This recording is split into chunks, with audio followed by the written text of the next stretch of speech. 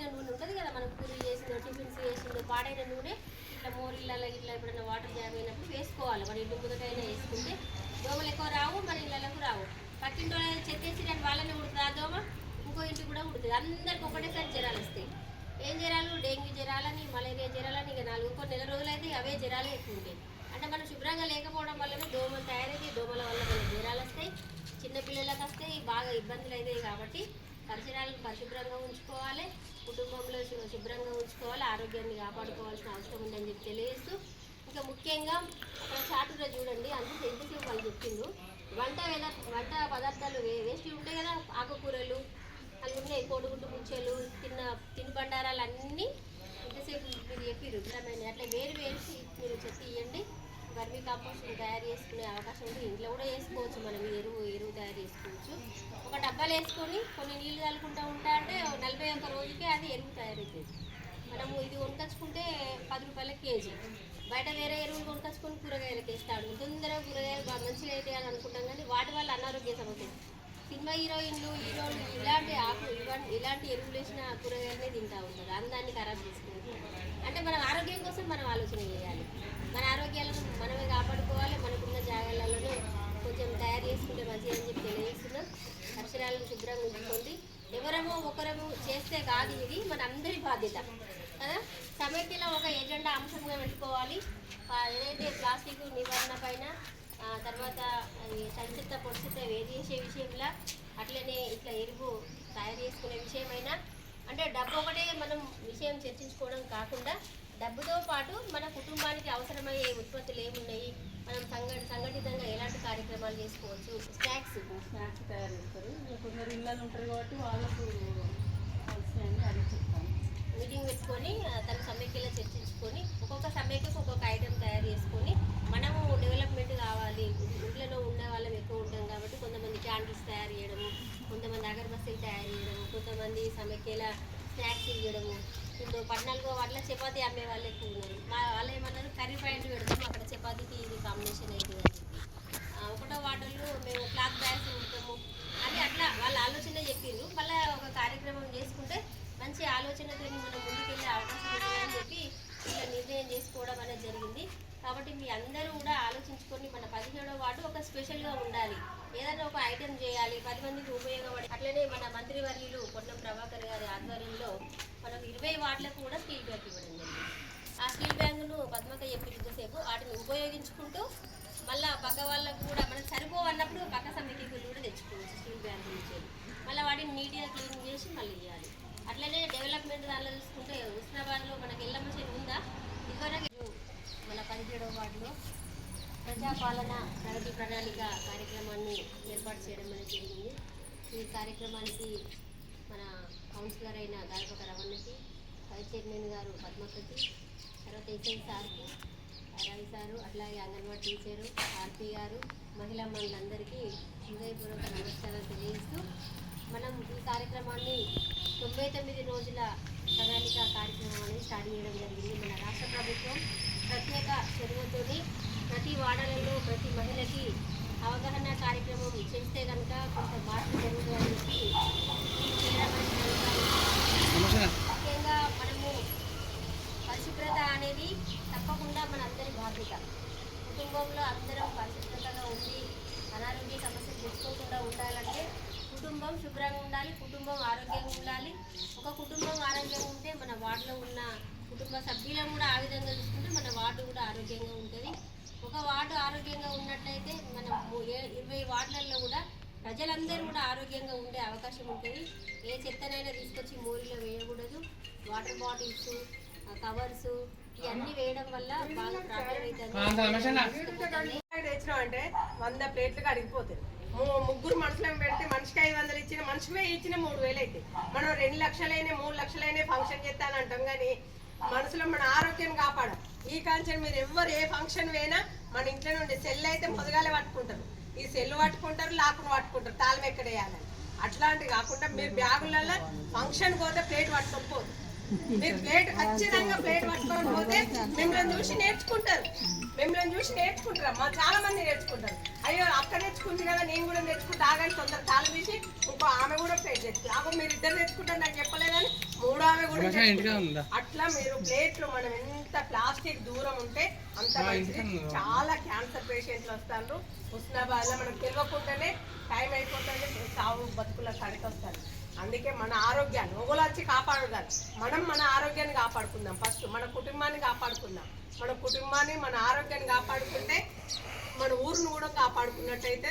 మీరు మస్తు 17వ వార్డు క్లీన్గా ఉన్నది, అబ్బా చూడంగానే క్లీన్గా ఉంది, కలపక రవాణా వార్డు అనగానే ఇంకో వార్డులు చూసుకోవాలి. అంటే ఒక ఆదర్శంగా హుస్నాబాద్ను అన్ని వార్డులను ఇంకో వార్డు విపరీతంగా అదైపోతుంది. అందుకే మేము ఇవ్వలేం, కానీ ప్రతి వార్డులో చెప్తున్నాం. ఆర్పి ఉంటుంది, ఆర్పి దగ్గర ప్లేట్లు ఉన్నాయి, మీరు తీసుకొచ్చి మీకు సరిపోవాలి. ఇంకో మా జగదీశ్వర్ దగ్గరికి పట్టుకొస్తుంది. 2 ఆర్పీలు మీ దగ్గర ఫంక్షన్ చేస్తుంది. మన 99 రోజుల పట్టణ ప్రగతి అనే కదా ప్రజల దగ్గర కూడా పాలకులం కాదు, సేవకులం లాగా మేము రావడం, మీకు సేవలు అందియడం, ఇదే లేస్తే మేము సేవకులమే, పాలకులం కాదు అనేది ఒకటి. ఏంటంటే మీకు గతంలో కూడా గ్రీన్ డబ్బా, బ్లూ డబ్బా ఇచ్చడం జరిగింది. ఆ డబ్బాలు ఖరాబ్ అయినా మన ఇంట్లో ఎన్నో డబ్బాలు ఉంటాయి. అట్లాంటివి కాకుండా మీరు రోజు మనం స్నానం చేసి ఉతికిన బట్టలు ఎట్లా వేసుకుంటున్నాం, వేడి అన్నం ఎట్లా తింటున్నాం, అదేవిధంగా మీరు కూడా ఇంట్లో భర్తకు తెలియాలి, పిల్లలకు కూడా తెలియాలి.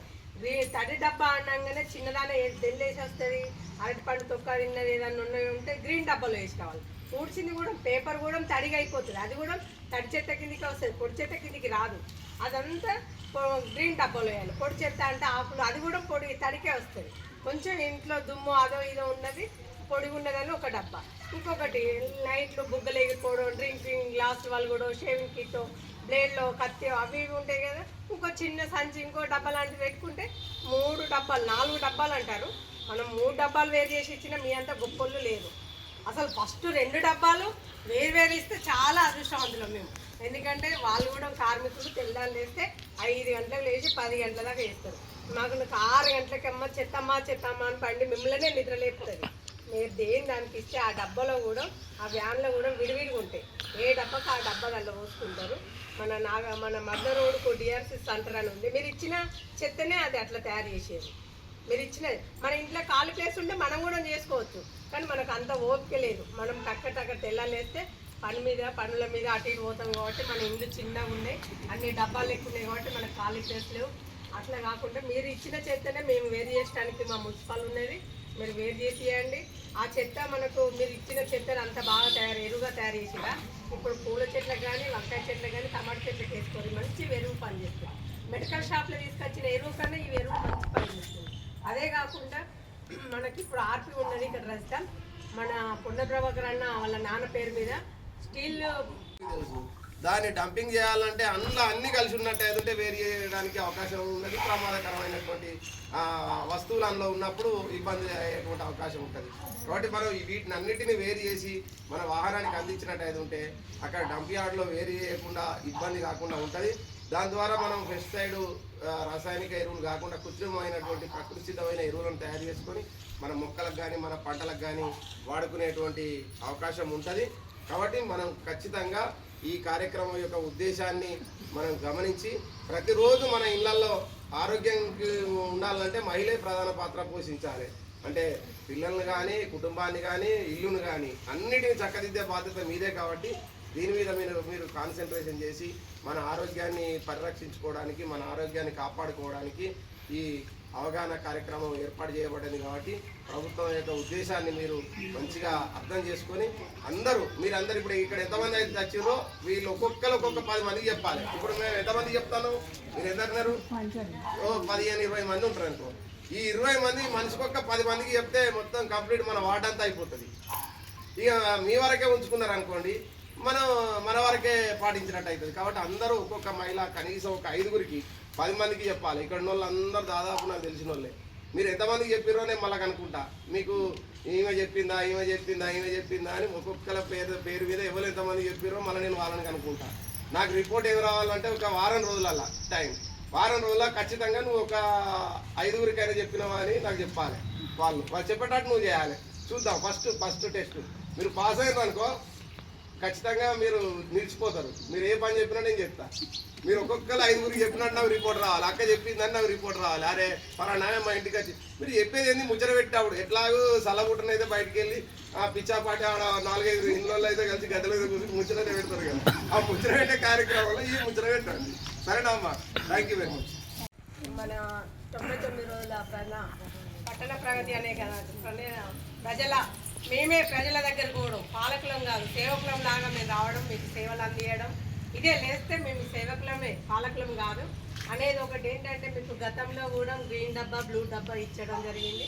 ఆ డబ్బాలు ఖరాబ్ అయినా మన ఇంట్లో ఎన్నో డబ్బాలు ఉంటాయి. అట్లాంటిది కాకుండా మీరు రోజు మనం స్నానం చేసి ఉతికిన బట్టలు ఎట్లా వేసుకుంటున్నాం, వేడివేడి అన్నం ఎట్లా తింటున్నాం, అదేవిధంగా మీరు కూడా ఇంట్లో భర్తకు తెలవాలి, పిల్లలకు కూడా తెలవాలి. తడి డబ్బా అనగానే చిన్నదానే తెల్లేసి వస్తుంది, అరటిపండు తొక్క తిన్నది ఏదన్నా ఉన్నవి ఉంటే గ్రీన్ డబ్బాలో వేసుకోవాలి. ఊడ్చింది కూడా పేపర్ కూడా తడిగా అయిపోతుంది, అది కూడా తడి చెత్త కిందికి వస్తుంది, పొడి చెత్త కిందికి రాదు. అదంతా గ్రీన్ డబ్బాలో వేయాలి. పొడి చెత్త అంటే ఆకులు, అది కూడా పొడి తడికే వస్తుంది. కొంచెం ఇంట్లో దుమ్ము అదో ఇదో ఉన్నది పొడి ఉన్నదని ఒక డబ్బా. ఇంకొకటి నైట్లు బుగ్గలు ఎగిరిపోవడం, డ్రింకింగ్ గ్లాసులు వాళ్ళు కూడా షేవింగ్ కిట్, బ్లేడ్లో కత్తి అవి ఇవి ఉంటాయి కదా. ఇంకో చిన్న సంచి ఇంకో డబ్బా లాంటివి పెట్టుకుంటే 3 డబ్బాలు 4 డబ్బాలు అంటారు. మనం 3 డబ్బాలు వేరు చేసి ఇచ్చినా మీ అంత గొప్పలు లేదు. అసలు ఫస్ట్ 2 డబ్బాలు వేరు ఇస్తే చాలా అదృష్టవంతులం మేము. ఎందుకంటే వాళ్ళు కూడా కార్మికులు తెల్లాలు వేస్తే 5 గంటలకు లేచి 10 గంటల దాకా వేస్తారు. మాకు 6 గంటలకమ్మ చెత్తమ్మా అని పండి మిమ్మల్నే నిద్ర లేపుతుంది. మీరు దేని దానికి ఇస్తే ఆ డబ్బాలో కూడా ఆ వ్యాన్లో కూడా విడివిడిగా ఉంటాయి. ఏ డబ్బాకి ఆ డబ్బా దాంట్లో పోసుకుంటారు. మన మధ్య రోడ్డుకు డిఆర్సి సెంటర్ అని ఉంది. మీరు ఇచ్చిన చెత్తనే అది అట్లా తయారు చేసేది. మీరు ఇచ్చినది మన ఇంట్లో ఖాళీ ప్లేస్ ఉంటే మనం కూడా చేసుకోవచ్చు, కానీ మనకు అంత ఓపిక లేదు. మనం టక్క తెల్లాలేస్తే పనుల మీద అటు ఇటు పోతాం కాబట్టి మన ఇల్లు చిన్నగా ఉన్నాయి, అన్ని డబ్బాలు ఎక్కువ ఉన్నాయి కాబట్టి మనకు ఖాళీ ప్లేస్ లేవు. అట్లా కాకుండా మీరు ఇచ్చిన చెత్తనే మేము వేరు చేయడానికి మా మున్సిపల్ ఉన్నది, మీరు వేరు చేసి ఇవ్వండి. ఆ చెత్త మనకు మీరు ఇచ్చిన చెత్తను అంత బాగా ఎరువుగా తయారు చేసిరా. ఇప్పుడు పూల చెట్లకు కానీ వంకాయ చెట్లకు కానీ టమాటా చెట్లకు వేసుకొని మంచి ఎరువు పనిచేస్తుంది. మెడికల్ షాప్లో తీసుకొచ్చిన ఎరువు కన్నా ఈ ఎరువు మంచి పనిచేస్తుంది. అదే కాకుండా మనకి ఇప్పుడు ఆర్పి ఉన్నది ఇక్కడ రజిత, మన పుండ ప్రభాకర్ అన్న వాళ్ళ నాన్న పేరు మీద స్టీల్ ప్రజాపాలన ప్రగతి ప్రణాళిక అనే కార్యక్రమం రాష్ట్ర ప్రభుత్వం 99 రోజుల కార్యక్రమం చేపట్టింది. ఈరోజు మన 17వ వార్డులో ఈ కార్యక్రమానికి గౌరవ చైర్పర్సన్ గారు, గౌరవ వైస్ చైర్పర్సన్ గారు వస్తున్నారు, గౌరవ కౌన్సిలర్ గారు కూడా వచ్చి ఇప్పుడు ఈ కార్యక్రమానికి మీకు ఏ విధంగా చెత్త వేరు చేయాలనే దాని మీద మేము రావడం జరిగింది. చెత్తలో మనం 4 రకాలుగా చెత్తను వేరు చేయాలి. మనం ఏంటంటే చెత్త బండి అచ్చడితోటే అన్నీ ఒకటే దానిలో వేసుకొని చెప్పి చెత్త బండికి ఇస్తున్నాం. దానివల్ల ఏమవుతుందంటే చెత్త అనేది పేరుకపోయి రోజు డంప్యార్డ్ పెరిగిపోతుంది. రేపు చెత్త పోయడానికి కూడా సరైన ప్రదేశం ఉండదు, సరైన ప్లేస్ ఉండదు. చెత్త వేరు చేసి ఇచ్చే బాధ్యత ఇంటి ఎవరైతే చెత్త ఇస్తారో వాళ్ళే చెత్త వేరు చేసి ఇవ్వాలి. చెత్తను 4 రకాలుగా వేరు చేయాలి. పొడి చెత్త అంటే ఏదైతే మనం తయారు చేసుకున్నామో, ప్లాస్టిక్ గ్లాసులు కానీ, ప్లాస్టిక్ ప్లేట్లు కానీ, లేకుంటే పేపర్స్ కానీ, సీసాలు కానీ, ఏవైతే మనం మనిషి తయారు చేస్తున్న వస్తువులన్నీ పొడి చెత్తకు వస్తాయి. ఆ పొడి చెత్తను మేము ఏం చేస్తామంటే డిఆర్సిసి సెంటర్ ఉంది, మీరు వేరు చేసి ఇస్తే దాన్ని రీసైక్లింగ్ సెంటర్కు పంపిస్తాం. రెండవది తడి చెత్త అంటే భూమిలో ఎరువుగా తయారయ్యేది. కూరగాయలు భూమిలో కుళ్ళిపోయి ఎరువుగా తయారవుతుంది. ఆ ఎరువే మీకు తీసుకొచ్చి ఈ ఎరువుగా తయారు చేసేదంతా కిచెన్ వేస్ట్ కానీ, ఎండిన ఆకు కానీ, కోడిగుడ్డు పొట్టు కానీ ఏదైతే భూమిలో తనకు తాను కుళ్ళిపోయి ఎరువుగా తయారవుతుందో అది మొత్తం తడి చెత్తకు వస్తుంది. ఆ తడి చెత్తను మనం 45 రోజులలో ఎరువుగా